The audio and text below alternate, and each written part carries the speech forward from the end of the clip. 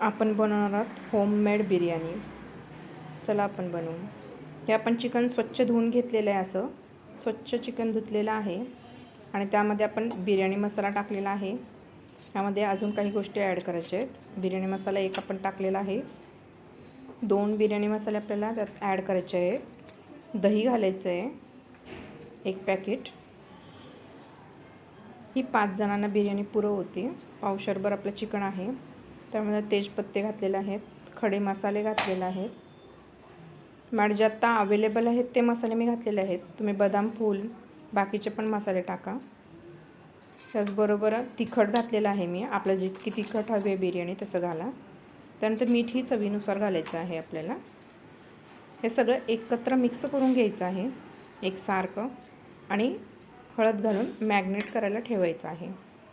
यामध्ये आपल्याला हा खोबऱ्याचं पण वाटण केलेलं आहे. लसूण, आलं आणि कोथिंबीर हे मिक्स केलेलं आहे, खोबरं वगैरे. तर ते वाटण घालून मी हे मिक्स करून घेणार आहे एकसारखं आणि मग मी मॅग्नेट करायला ठेवणार आहे. हे असं मिक्स केलेलं आहे मी छोट्या कुकरमध्ये, कारण मी यामध्येच शिजायला ठेवणार आहे. मॅग्नेट झालेलं आहे. मी हे परत शिजायला ठेवलेलं आहे. यामध्ये तेल वापरलेलं नाही मी. 1 चमचा तूप तुम्ही टाकू शकता शिजायला ठेवताना. तर मी असा भात हा शिजवून घेतलेला आहे बिर्याणीचा तांदूळ. तर तो त्यात टाकून मिक्स करायचा, म्हणजे बिर्याणी आपली तयार होते. ह्या बिर्याणीच्या तांदळामध्ये मी एक बिर्याणी मसाला घातलेला आहे, खडे मसाले घातलेले आहेत. तेल वगैरे टाकून हा मस्त शिजवून घेतलेला आहे.